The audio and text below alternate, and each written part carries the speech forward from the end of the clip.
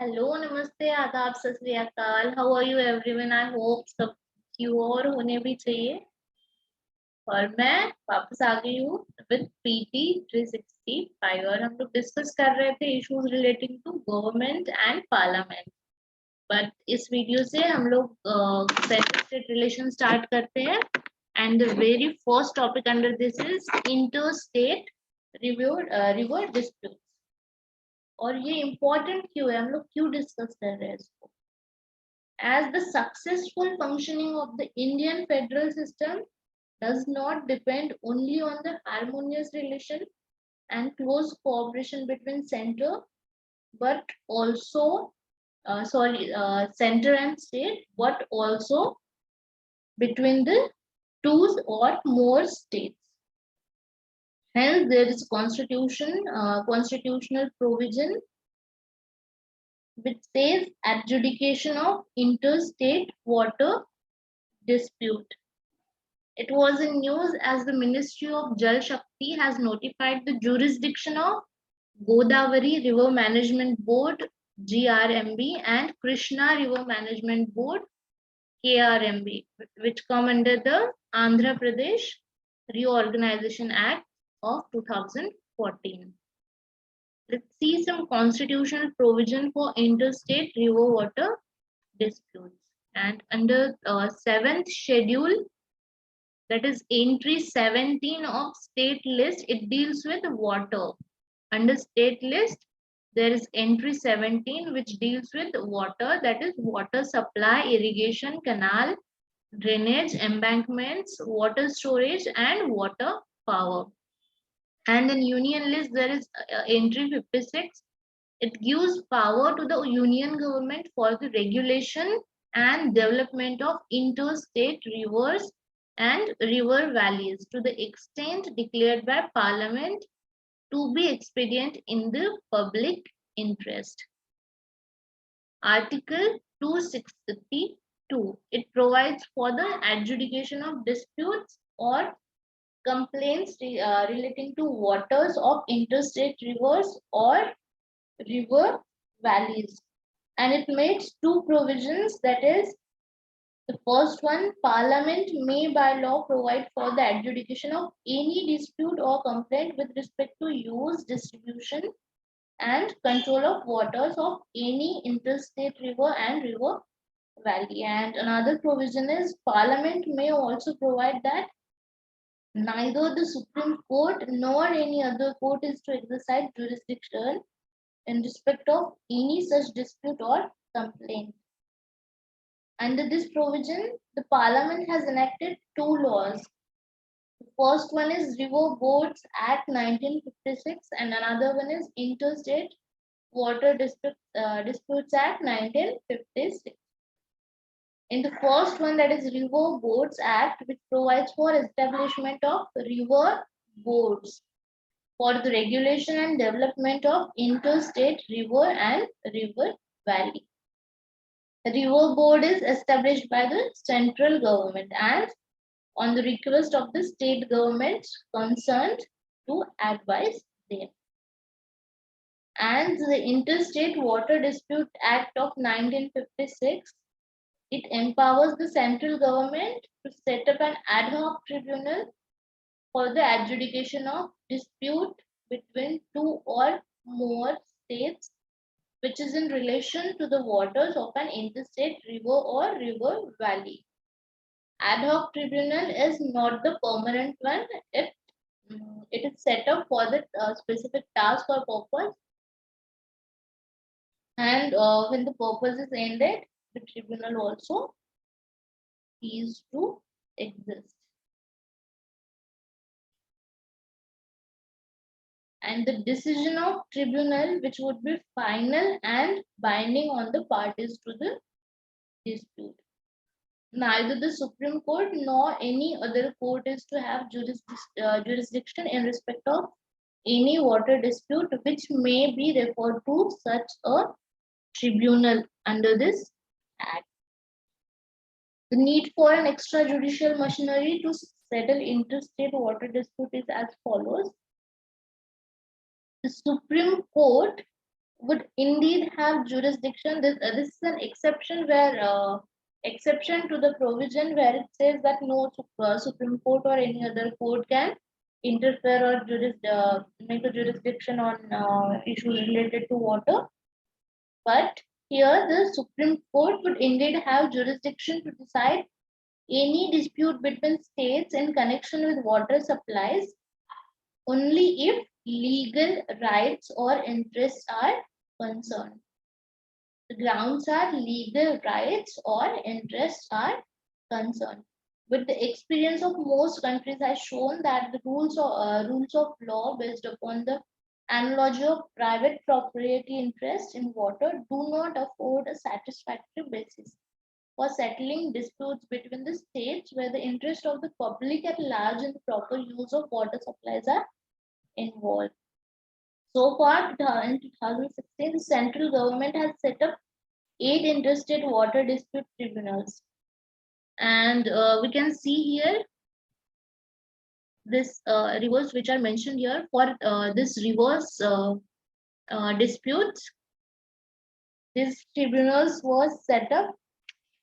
The first one was in 1969. That is Krishna Water Dispute Tribunal. The Krishna Water. Here the states concerned are Maharashtra, Andhra Pradesh, Karnataka. Where here is the Krishna water, Krishna river. The another one is Godavari Water Disputes Tribunal, which was set up in 1969.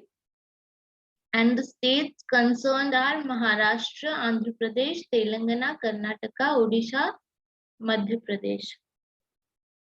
In 1969, the Narmada Water Dispute Tribunals was set up.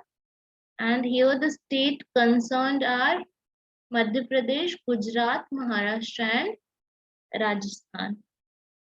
In 1986, the Ravi and Bias Water Dispute Tribunal was set up, and the states involved are Punjab, Haryana, and Rajasthan.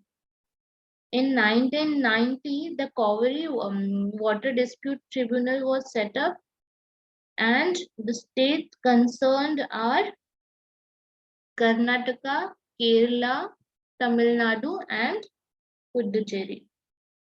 In 2004, again for Krishna water dispute, a second tribunal was set up, and the state concerned are Maharashtra, Karnataka, and Andhra Pradesh. In 2010, the Vasundhara State Water Dispute Tribunal was set up, and the state concerned are Andhra Pradesh and Odisha. In 2010, Mahadai Water Dispute Tribunal was set up, and the state concerned are Goa, Karnataka, and Maharashtra. Let's see some international doctrines and rules with regard to water disputes.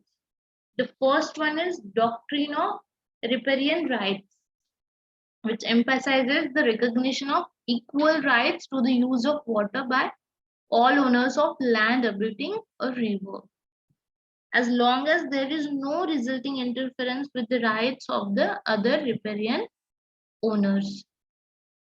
This doctrine emphasizes the recognition of equal rights to the use.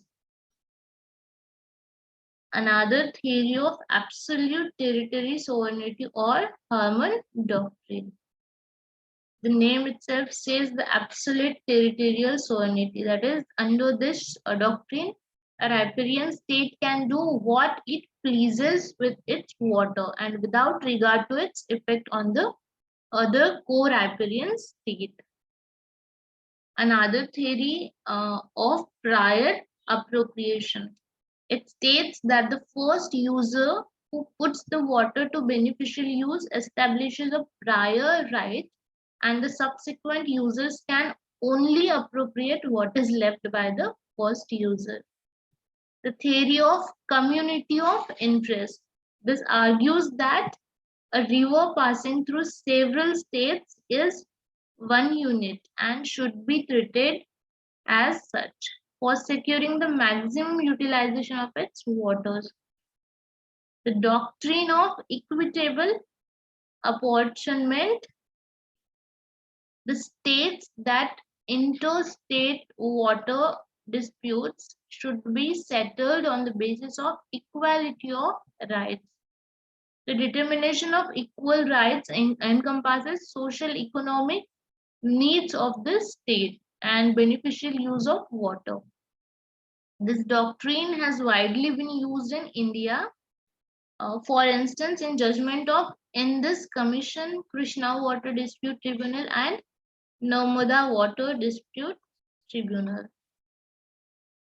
Another theory is of equitable utilization of interstate waters. It states that each basin state should be entitled to a reasonable and equitable share in the beneficial uses of water of a river basin. The Helsinki Rules of 1966 are based on this principle. That is the theory of equitable utilization of interstate waters. Another one is companion rules. They outline the need to include the water of an aquifer. That aquifer is underground water or fossil water, while determining reasonable equitable share. Berlin Rule 2004, it was adopted by the International Law Association, and they provide that basin states should manage the water of an international drainage basin, having due regard for the obligation not to cause significant harm to other basin states. These were the international doctrines and rules regard to water disputes.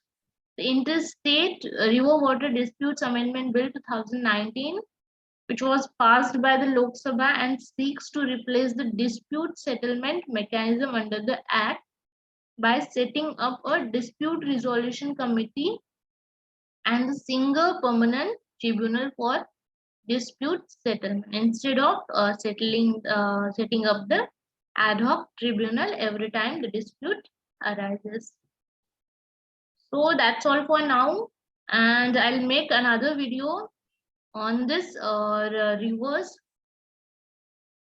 stating their origin, the states it flows, the direction of direction of river flowing, and etc. So that's all for now. Thank you guys. Have a great day. Stay safe. Stay healthy. Bye bye.